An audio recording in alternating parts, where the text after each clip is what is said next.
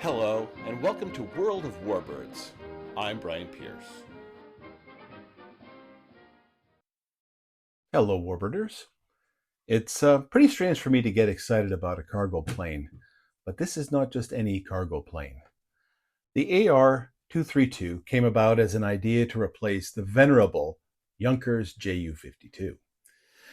Even though the 52 was a much beloved aircraft, it did leave much to be desired as a cargo plane. It's not hard to see why, with its tail-dragging profile and its smallish door, to realize that loading big stuff on it would be a challenge. It seems fair to say that the designers didn't start by saying we need to build an airplane that can carry cargo. They started with a cargo bay and built a plane around it. Now, starting from there, you end up with something that maybe would have looked very unusual at the time, and not at all like the Ju-52 that it was replacing. But nowadays, we would look at it and say, yup, that's a cargo plane. The cargo bay that they started with was 6.6 meters by 2.3 meters and 2 meters high. In feet, that's 21.5 long by 7.5 wide and 6.5 high. Instead of a small and annoying side door, the whole rear was a giant clamshell door that could be opened and closed with hydraulic power. How about a ramp that would allow stuff to be rolled right up and into the hold? Sure. Would it be too much to ask for a built-in crane to help sling heavy stuff in there? Nope, you got it. How about landing gear that could be made to kneel so that you can literally drive up the ramp and into it? No problemo. Well, wait a minute. Where is the tail going to go if the big fancy ramp is back there? Now, you might think that they would go with a twin boom and tail assembly. And yeah, that might make sense, but they went instead with a single boom coming out the back like an extension to a spine and then splitting to twin tails. The wing was high mounted and contained the fuel in self-sealing tanks, and the main gear folded in towards the fuselage. The wings had multiple high lift features to help the 232 claw in and out of tight airfields. It incorporated an electrically actuated traveling flap, a system that didn't just hinge the flaps. A traveling flap, however, moves backward, rearward as it lowers, effectively increasing both the wing's camber and its surface area, and thus generating plenty of lift.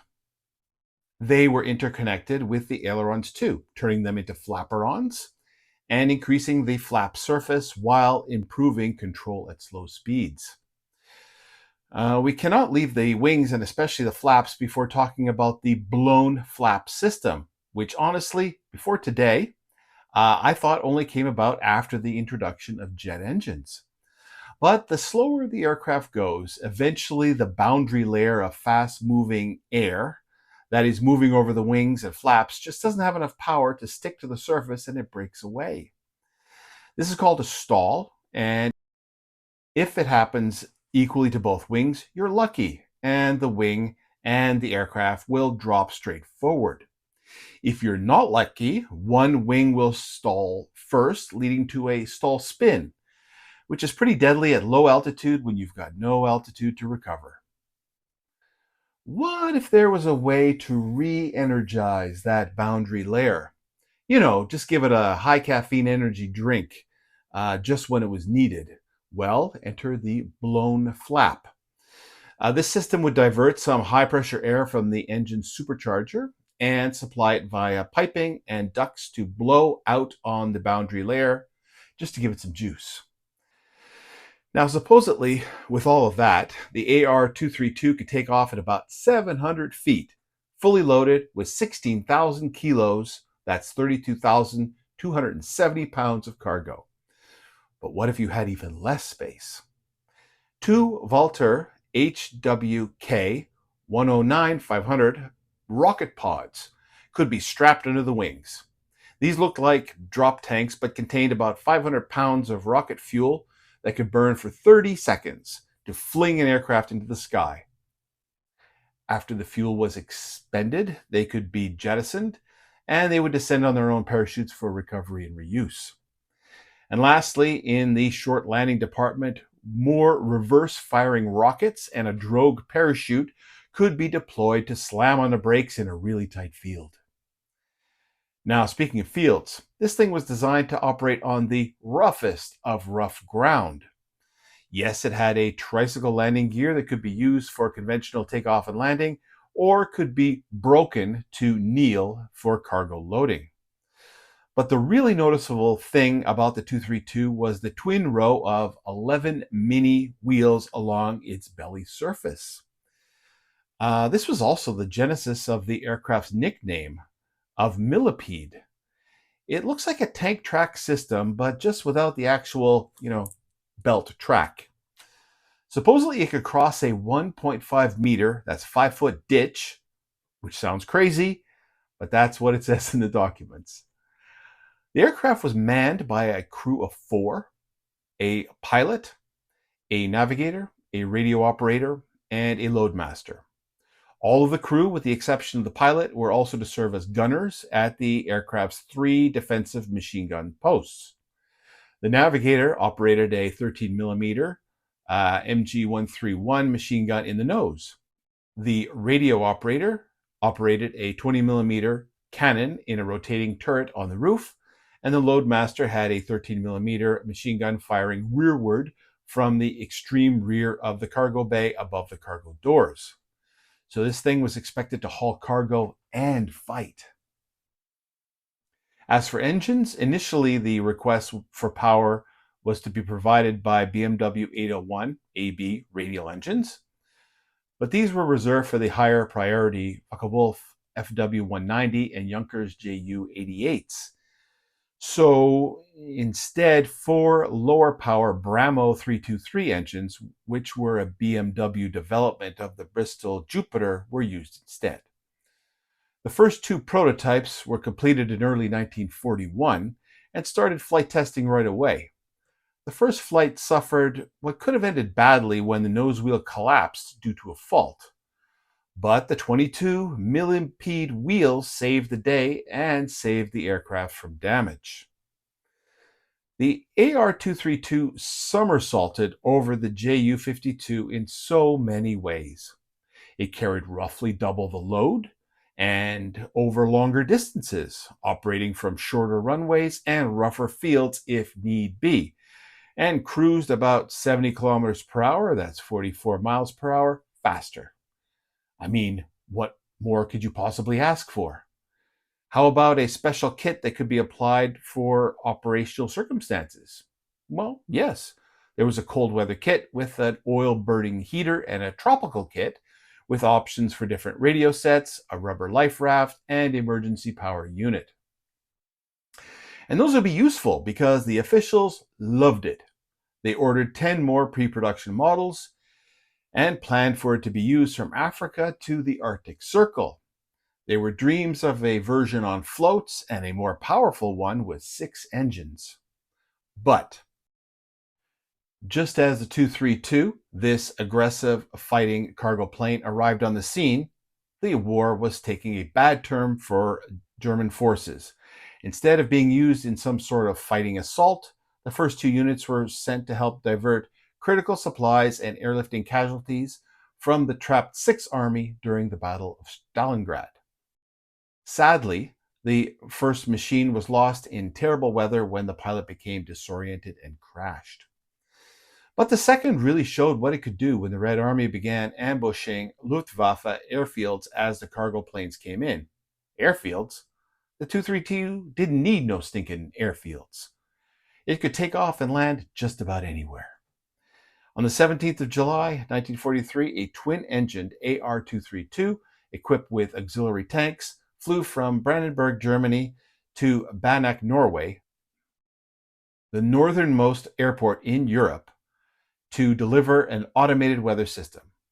Sadly, this plane was lost with all on board due to a single engine failure shortly after takeoff, followed by a collision with terrain, which I guess might not have happened with the 4-engine version. This video was written, narrated, and produced by a real human, me. If you like human narrators and hate AI slop, support the channel by becoming a member or give me a super thanks. Or at least just please like and subscribe and hit the bell. It's really appreciated. With the turn of the war and the focus switched to emergency fighter construction and defense, the 20 or so 232s that were built were relegated to special projects. One special project was the attempted assassination of none other than Stalin himself. Soviet spy couple Pyotr Tovrin and Lydia Shilkova received elaborate and impeccable false identities. Now, for dispatching the Soviet dictator, the couple had a range of secret weapons that even James Bond's Q would envy. Tovrin carried a Panzerknacker, a miniature grenade launcher strapped to his arm like a leather cuff, under his coat loaded with 9 rounds capable of punching through 30 millimeters of armor at 300 meters. It was basically a tiny, hidden Panzerfaust. They also had a magnetic mine with a radio-controlled fuse in case it could be attached to Stalin's vehicle, and an array of handguns, including a Webley and Scott revolver loaded with explosive and poison bullets. Well, you can never be too sure, right? Now, for getting them into Russia, they had the use of an aircraft that could land and take off anywhere. R-Star, the Arado Ar-232.